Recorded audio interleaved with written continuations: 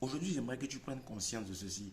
Croire en Jésus seul, ça ne suffit pas. Croire en Jésus, accepter Jésus dans son cœur ne suffit pas simplement pour avoir une vie victorieuse sur la terre. Il faut que tu prennes conscience de ceci.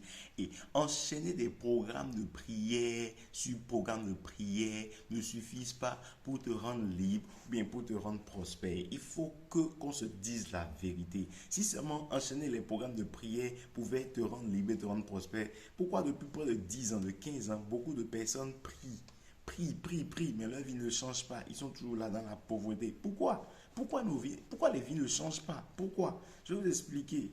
Je vais vous expliquer. Et aujourd'hui, beaucoup de personnes viennent à Christ pensant que quand je vais accepter Jésus, tout va changer tout d'un coup. Quand je vais accepter Jésus, ma vie sera restaurée, j'aurai l'argent. Et quand ils viennent et ils voient qu'après quelques années, ça ne marche pas parce qu'ils viennent seulement à l'église, ils prient seulement, ça ne marche pas, ils se découragent et ils voient que Jésus là, ça ne marche pas, hein. C'est le Dieu des Blancs, hein. Et il commence par mélanger le christianisme à de l'occultisme. Il commence par pratiquer du syncrétisme. Ils viennent à l'église, ils appellent Jésus, oui, mais ils passent à côté pour faire leur gris-gris, avoir leur fétiche et tout ça là. Pourquoi tout ça là? Pourquoi tout ça là est remarqué aujourd'hui dans l'église? Pourquoi les gens pensent que Jésus là, ça ne travaille pas? Le Christ là, ça ne marche plus. La prière, ça ne travaille pas. Pourquoi? Je vais t'expliquer. Jésus dit dans Jean 8, le verset 30 à 32. Jésus s'adressa à ceux qui ont cru en lui. Va lire ça dans la Bible. Jésus s'adressa à ceux qui ont cru en lui. Il s'adressait à ceux qui ont mis leur foi en lui. Et Jésus leur dit ceci. Si vous vous attachez à ma parole, si vous demeurez dans ma parole, vous êtes vraiment mes disciples.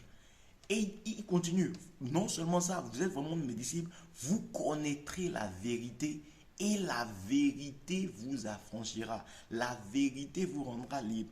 Qu'est-ce que ça veut dire? Jésus s'adresse pas aux païens. Jésus s'adresse à des personnes qui ont cru en lui. Et Jésus leur dit, si vous demeurez dans ma parole, vous êtes vraiment mes disciples. Donc ça veut dire que vous pouvez croire en moi. Vous pouvez bien m'accepter dans votre cœur. Vous pouvez croire en moi, me suivre, aller à l'église. Mais vous n'êtes pas mes disciples parce que vous ne demeurez pas attachés à ma parole. Est-ce que tu me suis? Donc beaucoup de personnes viennent à Christ mais ne s'attachent pas à sa parole. Ne la lisent pas pour la comprendre. Ne la méditent pas pour la comprendre. Pour percer le mystère, les secrets dans le Christ. Et ils sont là seulement, ils vont à l'église, ils prient. Ça ne suffit pas pour avoir une vie victorieuse sur la terre. C'est pourquoi les choses ne marchent pas pour toi. Beaucoup sont aujourd'hui croyants.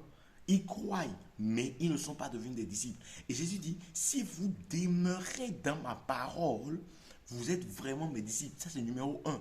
Vous connaîtrez la vérité et la vérité vous rendra libre. C'est la connaissance de la vérité qui libère. C'est la connaissance de la vérité qui te fait réussir, qui te fait marcher en victorieux sur terre en tant que chrétien. Si tu es devenu chrétien depuis des années, tu ne t'attaches pas à la parole de Dieu pour percer les mystères de Christ. Tu ne t'attaches pas à la parole de Dieu pour connaître la vérité. Tu ne seras jamais totalement libre. Jésus a dit, c'est la connaissance de la vérité qui te rendra libre. Cela veut dire que tu peux accepter Jésus, venir à Jésus, et ne pas être libre, et ne pas être totalement libre. Pourquoi? Parce que tu ne t'es pas attaché à la parole. Cela veut dire que quand tu viens en Christ, il y a des vérités que tu ne connais pas. Il y a des vérités que tu dois découvrir dans chaque situation, devant chaque épreuve. Il y a une vérité qui se cache dans la parole de Dieu. Quand tu connais cette vérité et tu mets cette vérité en pratique, ça te rend libre. Quand tu connais cette vérité et tu mets cette vérité en pratique, tu réussis facilement. Amen. Donc, je disais tout à l'heure que prier, ça ne suffit pas. Pourquoi? Parce que c'est la connaissance de la vérité sur la prière qui te rendra libre dans l'activité de la prière. Tu ne connais pas les principes de la prière. Tu pries seulement pas, tu as des gens prier comme ceci. Ça ne peut pas marcher. La prière est très importante et est très efficace si tu arrives à connaître les vérités cachées derrière la prière dans la parole de Dieu et tu appliques ces vérités. C'est pareil pour le mariage, c'est pareil pour les finances, c'est pareil pour tout ce que tu recherches dans ce monde. Si tu t'attaches à la parole de Dieu, tu découvres les vérités cachées pour chaque chose que tu veux faire dans la parole de Dieu et tu les mets en pratique, tu seras libre, tu seras prospère, tu réussiras.